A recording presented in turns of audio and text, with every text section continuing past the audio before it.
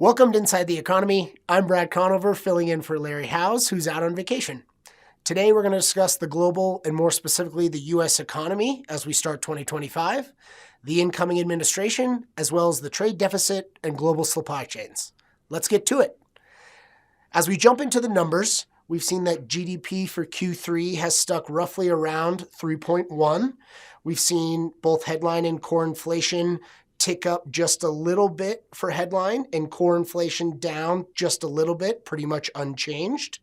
Jobless claims, again, remaining pretty much where we saw 2 weeks ago, right around that 217,000. Unemployment sitting comfortably at 4.1, down about a tick. Biggest updates down here have yields have jumped a little bit higher on the longer end and stayed relatively the same on the shorter end. Mortgages up to about 7.1. I think the biggest thing here is even as we've seen rates change, mortgage rates continue to stick around the high 6s to 7s for anyone out there looking to get a mortgage. Looking to 2025 and the global economy, we expect it to steadily grow throughout the entire year. This positive outlook is partly because the U.S. economy has been stronger than expected, with higher consumer spending helping to drive growth. However, some countries like Germany and France are seeing slower growth than expected due to challenges in their manufacturing industries and uncertainty about potential government policies in 2025. Inflation expected to continue to ease in 2025 and 2026, and this should hopefully provide more stability for businesses and households across the country. Yet we could see some disruption to this as we look at different trade policies such as tariffs and subsidies. We'll get to that here a little bit later, which could hurt global trade and essentially slow growth. Central banks will also play a very critical role, just like the Federal Reserve has, as they carefully manage interest rates to keep inflation under control while making sure not to stymie economic growth. Overall, we feel that the forecast is encouraging. Risks remain, obviously including geopolitical tensions, elevated debt levels, and the potential for uneven recovery across some regions. But overall, we feel confident that 2025 will be a positive GDP year for the U.S. Speaking of the U.S., the economy grew by roughly 3.1% in the third quarter of 2024. That's the fastest growth rate of 2024, which was mainly due to very strong consumer spending. Exports and government spending also helped to boost GDP, though an increase in imports slightly slowed that growth number a little bit. But overall, the economy showed great performance with both businesses and consumers driving a big part of that growth. Looking ahead, economists expect the economy to grow by roughly 2% in 2025, slightly higher than previously forecasted, which is great to see as we start the year. Future GDP growth could be impacted by how interest rates and inflation change throughout the year and whether or not business investment remains strong, especially within the U.S. Inflation continues to tick up slightly, driven by supply chain disruptions and increasing consumer demand. Shelter remains the largest driver that we've seen and the stickiest driver that we've seen of inflation, which underscores the ongoing challenges in the housing markets, specifically the rental market. Additionally, auto insurance, that's shown in red here, is a growing contributor, reflecting broader trends like higher vehicle repair costs, price of cars, so on.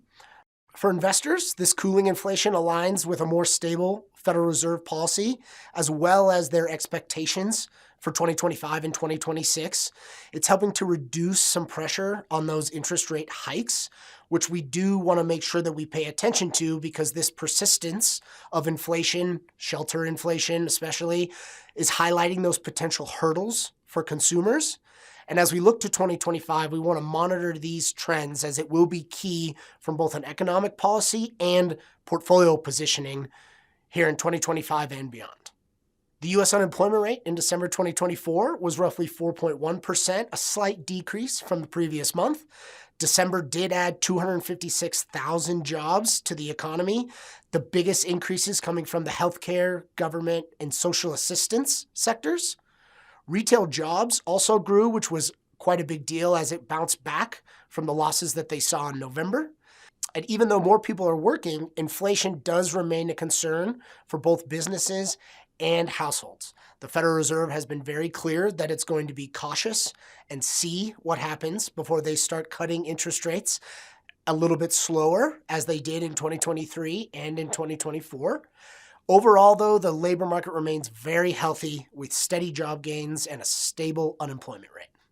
Markets have continued to make up gains after the pullback we saw towards the end of 2024 and a little early in 2025. This is showing really the reaction to tariffs and potential slower Federal Reserve that may have been blown a little bit out of proportion, as we did see the market correct heavily towards the end of 2024 and now work its way back as we consider the type of inflation that we will see within 2025, the actual tariffs that will be able to be applied globally, as well as what the Federal Reserve may decide to do through 2025 and 2026. As of December 2024, the U.S. goods and services trade deficit stood at $78.2 billion. And in 2024, the trade deficit expanded by roughly 13% compared to that same period in 2023, with exports increasing by roughly 4% and imports by 5.8%. So why do we talk about this? Looking ahead, the incoming administration has proposed very significant trade policy changes, including the implementation of roughly a 10% tariff on global imports. These proposed policies may lead to higher import costs, potentially reducing the volume of imports and narrowing that trade deficit. However, we're not quite sure if there will be any retaliatory measures from trading partners which could offset these effects and essentially lead to a complex and uncertain trade environment. So while the actual impact will depend on the specifics that the trade policies will enact, we really are looking to see what the responses may be from other nations as well before we can see how it affects our trade deficit. Staying on tariffs, we've heard a lot about tariffs, and I think that it's something that we want to make sure we look at as a potential effect that it's going to have on U.S. debt, inflation, etc. Tariffs essentially function as a tax, causing a one-time increase in the price of the affected goods, but they do not result in a sustained rise in overall price levels, as that is what defines inflation. And I think it's really important that we define both of these terms as we look to 2025. Looking back on Trump's previous term in office, we saw the consumer prices did not increase as expected, but rather decreased over his term in office.